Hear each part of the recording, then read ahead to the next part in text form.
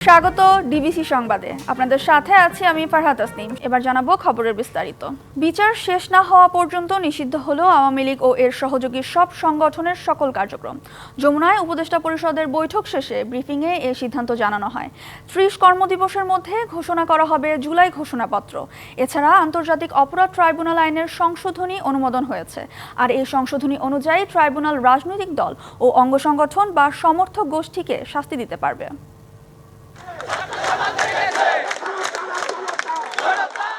আওয়ামী লীগ নিষিদ্ধের দাবিতে গেল বৃহস্পতিবার রাত থেকে টানা কর্মসূচি পালন করে আসছিল এনসিপি সহ বিভিন্ন রাজনৈতিক দল ও সংগঠনের নেতাকর্মী সহ ছাত্র জনতা। এমন পরিস্থিতিতে শনিবার রাতে জরুরি সভায় বসে অন্তর্বর্তী সরকারের উপদেষ্টা পরিষদ। রাষ্ট্রীয় অতিথি ভবন যমুনায় প্রধান উপদেষ্টা ডক্টর মোহাম্মদ ইউনূসের সভাপতিত্বে রাত 8:30 থেকে পৌনে 11টা পর্যন্ত এই বৈঠক হয়। বৈঠক শেষে এক ব্রিফিংয়ে জানানো হয়, আন্তর্জাতিক অপরাধ ট্রাইব্যুনালে আওয়ামী লীগ ও দলটির নেতাদের বিচার না হওয়া পর্যন্ত দলটির যাবতীয় কার্যক্রম নিষিদ্ধ করার সিদ্ধান্ত হয়েছে। উপদেষ্টা পরিষদের বৈঠকে আন্তর্জাতিক অপরাধ ট্রাইব্যুনালে বাংলাদেশের আওয়ামী লীগ ও তার নেতাদের বিচার কার্য সম্পন্ন না হওয়া পর্যন্ত দেশের নিরাপত্তা ও সার্বভৌমত্ব রক্ষা, জুলাই আন্দোলনের নেতাকর্মীদের নিরাপত্তা এবং আন্তর্জাতিক অপরাধ ট্রাইব্যুনালের বাদী ও সাক্ষীদের সুরক্ষার জন্য সন্ত্রাস বিরোধী আইনের অধীনে সাইবার স্পেস সহ আওয়ামী লীগের যাবতীয় কার্যক্রম নিষিদ্ধ করার সিদ্ধান্ত গ্রহণ করা হয়েছে। এ বিষয়ে প্রয়োজনীয় পরিপত্র পরবর্তী কর্মদিবসে জারি করা হবে। এর পাশাপাশি আজকের উপদেষ্টা পরিষদের বৈঠকে জুলাই ঘোষণাপত্র আগামী 30 কার্যদিবসের মধ্যে চূড়ান্ত করে প্রকাশ করার সিদ্ধান্ত গৃহীত হয়েছে। এমন ঘোষণার সাথে সাথেই আনন্দ মিছিল করে হোটেল ইন্টারকন্টিনেন্টালের সামনে জড়ো হওয়া এনসিপি সহ বিভিন্ন রাজনৈতিক দলের সমর্থক ও ছাত্র জনতা। আওয়ামী লীগ এবং তার সকল অঙ্গ সংগঠনকে তাদের কার্যক্রম নিষিদ্ধ করেছে। এতে আমি মনে করি যে আমাদের প্রাথমিক একটা বিজয় হয়েছে। যদি কিন্তু সরাসরি আওয়ামী লীগের নিবন্ধন বাতিল করতে হবে। এর পাশাপাশি সমস্ত দলকে, রাজনৈতিক দলকে শিক্ষা নেওয়া উচিত। এই বাংলাদেশের মানুষের সামনে কোনো স্বৈরাচার টিকতে পারে নাই।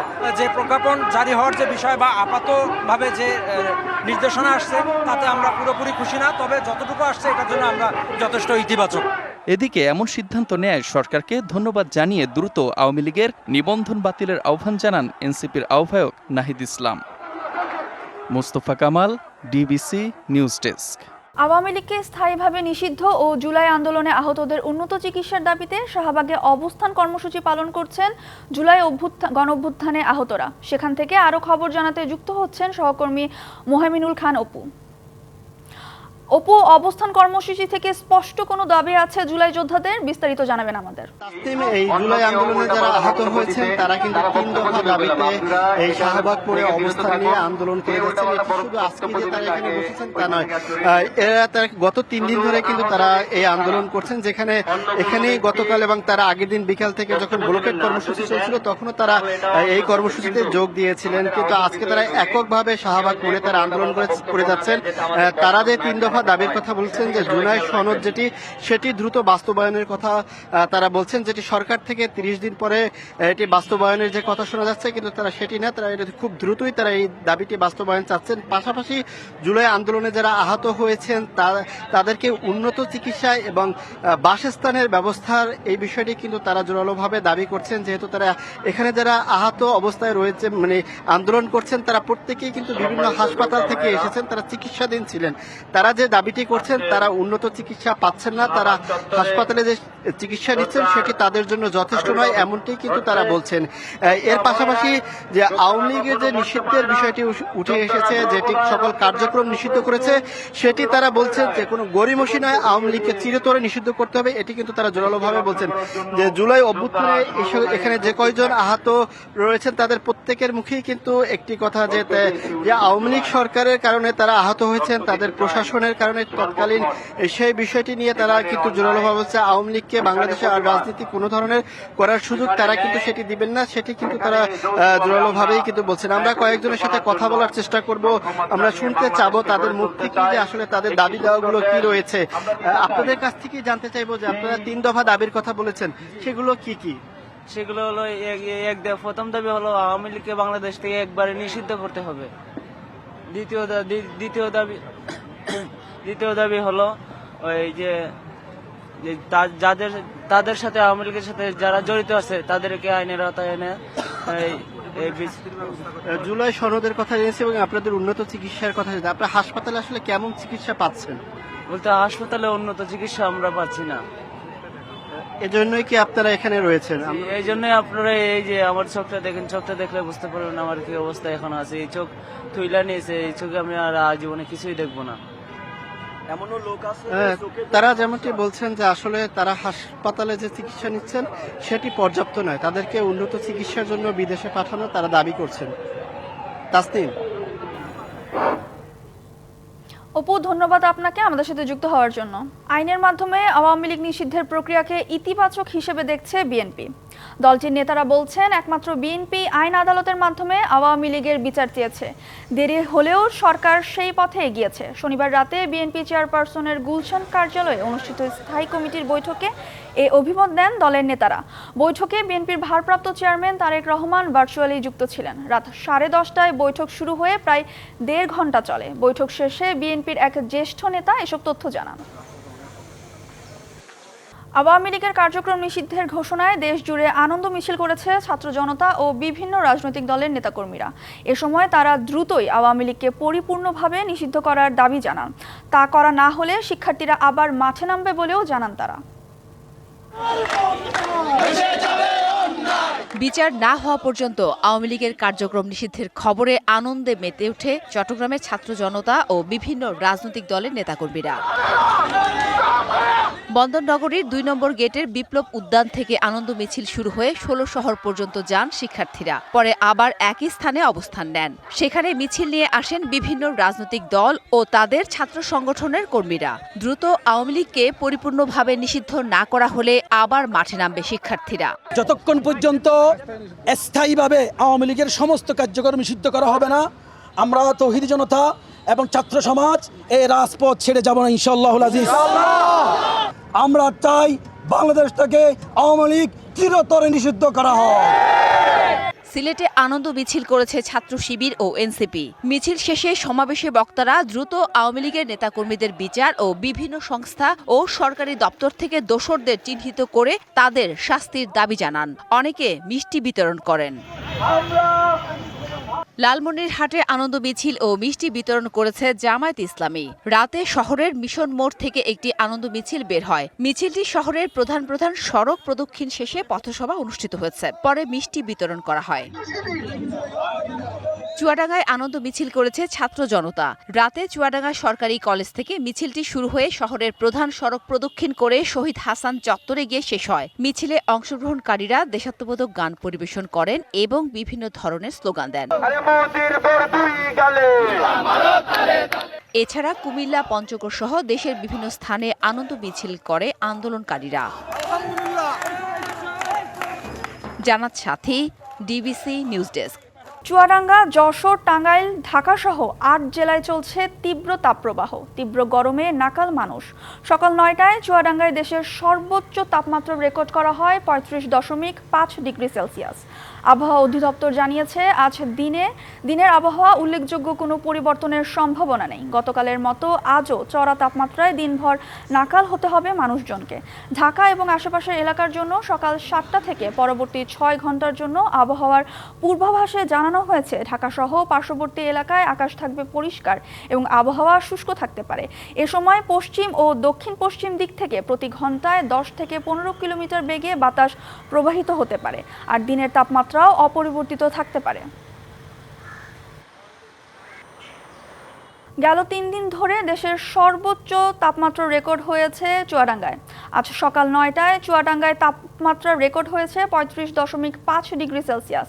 এ নিয়ে আরও জানাতে চুয়াডাঙ্গা থেকে সরাসরি যুক্ত হচ্ছেন সহকর্মী কামরুজ্জামান সেলিম। সেলিম, তীব্র গরমে চুয়াডাঙ্গার জনজীবনে কি প্রভাব পড়ছে জানাবেন আমাদের। ফারা আসলে সকালে শুরু হয়েছে কিন্তু তাপমাত্রা দিয়েই সময় যত গড়াচ্ছে তাপমাত্রার পারদ কিন্তু ততই বাড়ছে। আমরা সকাল থেকে শহরের বিভিন্ন গুরুত্বপূর্ণ স্থান এবং গ্রামের মেঠো পথগুলোতে ঘুরেছি, সেখানে দেখেছি সাধারণ মানুষ কিন্তু খুব কম চলাফেরা করছে, প্রয়োজন ছাড়া কিন্তু কেউ ঘরের বাইরে বের হচ্ছে না। আর এই কারণেই সবচেয়ে বেশি কিন্তু বিপাকে পড়েছে শ্রমজীবী মানুষ। তারা কিন্তু ঘরের বাইরে বের হচ্ছে না, আর ঘরের বাইরে বের হলেও কিন্তু দ্রুত সময়ের মধ্যেই বাড়িতে ফিরছে। এছাড়া কিন্তু যারা অটো রিক্সা এবং ভ্যান চালক যারা রয়েছে তারা কিন্তু দিনের বেলায় কিন্তু কাজ করতে তাদের প্রচন্ড সমস্যা হচ্ছে, তারা কিন্তু গাছের ছায়ায় কিন্তু আশ্রয় নিচ্ছে। এছাড়া কিন্তু আমরা দেখেছি হাসপাতালগুলোতেও কিন্তু এই তাপজনিত কারণে বিভিন্ন রোগী কিন্তু ভর্তি হচ্ছে, বিশেষ করে যারা হিট স্ট্রোক এবং গরমজনিত যে রোগগুলো রয়েছে সেই রোগেই কিন্তু রোগীর সংখ্যা বেশি ভর্তি হচ্ছে। গতকাল কিন্তু চুয়াডাঙ্গায় দেশের সর্বোচ্চ তাপমাত্রা 42 ডিগ্রি তাপমাত্রা রেকর্ড করা হয়, যেটি ছিল দেশের সর্বোচ্চ তাপমাত্রা এবং এই মৌসুমের সর্বোচ্চ তাপমাত্রা। গত 3 দিন ধরে চুয়াডাঙ্গার উপর দিয়ে কিন্তু মাঝারি তাপ প্রবাহ বয়ে যাচ্ছিল, গতকাল কিন্তু অতি তীব্র তাপ প্রবাহ বয়ে যাচ্ছে। আজকে সকালে তাপমাত্রা রেকর্ড করা হয়েছে 35.5 ডিগ্রি সেলসিয়াস, যেটি গতকাল সকাল 9টায় ছিল 35 ডিগ্রি সেলসিয়াস। আপনি আসলে এটা দেখে বুঝতেই পারছেন তাপমাত্রার যে পারদ সেটি কিন্তু সময় যত গড়াচ্ছে ততই কিন্তু বাড়ছে। আমরা আবহাওয়া অফিসের সাথে কথা বলেছি, আবহাওয়া অফিসের পক্ষ থেকে যেটি আমাদেরকে জানানো হয়েছে আগামী 2 দিন কিন্তু তাপমাত্রার যে পারদ সেটি কিন্তু আসলে কমার কোনো সম্ভাবনা নেই। 13 তারিখের পরে বৃষ্টি যদি হয় তাহলেই কিন্তু তাপমাত্রা কমে আসার সম্ভাবনার কথা বলছে আবহাওয়া অফিসের পক্ষ থেকে। তো ফারা, এই ছিল আমার কাছে চুয়াডাঙ্গা থেকে আবহাওয়ার সর্বশেষ পরিস্থিতি। সেলিম, আপনাকে ধন্যবাদ আমাদের সাথে যুক্ত হওয়ার জন্য। শুভ বুদ্ধ পূর্ণিমা আজ। সারা দেশে এ দিনকে ঘিরে শান্তি শোভাযাত্রা, বৌদ্ধ মঠ এবং মন্দিরগুলোতে প্রদীপ জ্বালানো, পূজা ও প্রার্থনার আয়োজন করেছেন বৌদ্ধ ধর্মের অনুসারীরা। রাজধানী সহ দেশের বিভিন্ন স্থানে বৌদ্ধ বিহারে পূজা, প্রদীপ জ্বালানো, শান্তি শোভাযাত্রা, ধর্মীয় আলোচনা সভা, সমবেত প্রার্থনা চলছে। জগতের সকল প্রাণী সুখী হোক, এই অহিংস বাণীর প্রচারক গৌতম বুদ্ধের আবির্ভাব, বোধিপ্রাপ্তি আর মহাপরিনির্বাণ এই স্মৃতি বিজড়িত দিনটিকে বৌদ্ধ পূর্ণিমা হিসেবে পালন করেন ভক্তরা। বৌদ্ধ ধর্মমতে আজ থেকে 2500 বছর আগে এই দিনে মহামতি গৌতম বুদ্ধ আবির্ভূত হয়েছিলেন। তার জন্ম, বোধিলাভ ও মহাপ্রয়াণ বৈশাখী পূর্ণিমার দিনে হয়েছিল বলে এর অপর নাম দেওয়া হয় বুদ্ধ পূর্ণিমা। চলতি বছরের সেপ্টেম্বরের মধ্যে সব বন্দরের জন্য বিদেশি বিনিয়োগকারী ও অপারেটর নিয়োগের পরিকল্পনা করেছে সরকার। দেশের অর্থনীতিকে নতুন উচ্চতায় নিতে চাইলে বন্দরের কর্মদক্ষতা বাড়ানোর বিকল্প নেই বলে জানিয়েছেন প্রধান উপদেষ্টার প্রেস সচিব শফিকুল আলম। বন্দর ব্যবস্থাপনায় বিদেশি অপারেটর নিয়োগ হলে দক্ষতা বৃদ্ধির পাশাপাশি দুর্নীতিও কমবে বলে মনে করছেন বন্দর ব্যবহারকারী। বাংলাদেশের ইতিহাসের অন্যতম বড় প্রকল্প বে টার্মিনাল নির্মাণে এরই মধ্যে 8 থেকে 10 বিলিয়ন ডলারের বিনিয়োগে এগিয়ে এসেছে বিশ্বব্যাংক, দুবাইয়ের DP World, Singapore port authority, PSA. Patenga container terminal পরিচালনা করছে সৌদি আরবের প্রতিষ্ঠান রেড সি গেটওয়ে। বিশ্বব্যাংকের বন্দর সংক্রান্ত একটি প্রতিবেদনে চট্টগ্রাম বন্দর ব্যবস্থাপনার দুর্বলতার জন্য শতভাগ সরকারি ব্যবস্থাপনাকে দায়ী করা হয়। দক্ষিণ এশিয়ার আর কোনো বন্দর এভাবে চলে না বলেও উল্লেখ করা হয়। তাই অর্থনৈতিক প্রবৃদ্ধি বৃদ্ধিতে দেশের বন্দর ব্যবস্থাপনা বেসরকারি খাতে ছেড়ে দেওয়ার পরিকল্পনা সরকারের। আমাদের লক্ষ্য হলো বাংলাদেশের ইকোনমিকে আর একটা জায়গায় নেওয়া। সেই ধরনের পোর্ট অপারেটর লাগবে যে ওয়ার্ল্ডের 70, 80, 90টা পোর্ট যে হ্যান্ডলিং করে আসছে, যে শিপিং বিজনেসটা বছরের পর বছর জানে। বিশ্বের উন্নত বন্দরগুলো পরিচালিত হয় ল্যান্ডলর্ড মডেলে, যার বেশিরভাগ কাজ চলে বেসরকারি খাতের মাধ্যমে। সরকার শুধু নিয়ন্ত্রক সংস্থার ভূমিকা পালন করে। বিশ্বব্যাংকের ভাষ্য, বাংলাদেশে এ মডেলে বন্দর চললে খরচ কমবে 9%। এই মডেল বাস্তবায়নের পক্ষে বলেছেন বন্দর ব্যবহারকারী ও ব্যবসায়ীরা। পোর্ট অফ সিঙ্গাপুর যদি টেক ওভার করে, একটা পোর্ট যদি টার্মিনাল যদি তারা করে, বিদেশিরা এখানে হ্যান্ডেল করতেছে, সুতরাং আমরা এখানে এফিশিয়েন্ট সার্ভিস পাবো। অনেক শিপিং লাইন এখানে আসবে, অনেক জাহাজ আসবে, আমাদের ব্যবসা অনেক বেড়ে যাবে। বাংলাদেশে পিএসএ এর মতো কোম্পানি এসে ইনভেস্ট করতে চাচ্ছে। ডিপি ওয়ার্ল্ড পিএসএ যদি বাংলাদেশে আসে ডেফিনেটলি আমাদেরও এটা মানে অনেক কিছুর ক্ষেত্রে আমরা উন্নতি করতে পারবো। তবে চট্টগ্রাম বন্দর বিদেশি অপারেটরের নিয়ন্ত্রণে গেলে নিরাপত্তা ঝুঁকি তৈরি হতে পারে, এমনটাই বলছেন বিভিন্ন রাজনৈতিক দলের নেতারা। মাসুদুল হক, ডিবিসি নিউজ, চট্টগ্রাম। কুষ্টিয়ার বটতৈল থেকে ত্রিমোহনী পর্যন্ত 4 লেন সড়কের গলার কাটা 350 মিটার অংশ। আওয়ামী লীগ নেতার করা মামলার জালে প্রকল্পের মেয়াদ শেষেও হয়নি 350 মিটারের কাজ। তাতে প্রায় 600 কোটি টাকা ব্যয়ে নির্মিত সড়কের পূর্ণ সুবিধা পাচ্ছেন না স্থানীয়রা। মামলার নিষ্পত্তি না হলে কাজ করা সম্ভব নয় বলছে সড়ক বিভাগ। 2020-21 অর্থ বছরে কুষ্টিয়া পৌর এলাকার বটতৈল থেকে ত্রিমোহন পর্যন্ত 10 কিলোমিটার সড়ক 2 লেন থেকে 4 লেনে উন্নীতকরণের কাজ শুরু হয়। প্রায় 600 কোটি টাকার প্রকল্পের আওতায় ছিল ফুটপাত ও ড্রোন নির্মাণও। তবে 2022 সালে কুষ্টিয়া সদর উপজেলা আওয়ামী লীগের সাধারণ সম্পাদক রেজাউল হক ও তার স্বজনরা বিআরবি কেবলসের সামনে 350 মিটার জমি নিজেদের দাবি করে মামলা করেন আদালতে। এর প্রেক্ষিতে আদালত ওই অংশে সড়ক নির্মাণে নিষেধাজ্ঞা দেয়।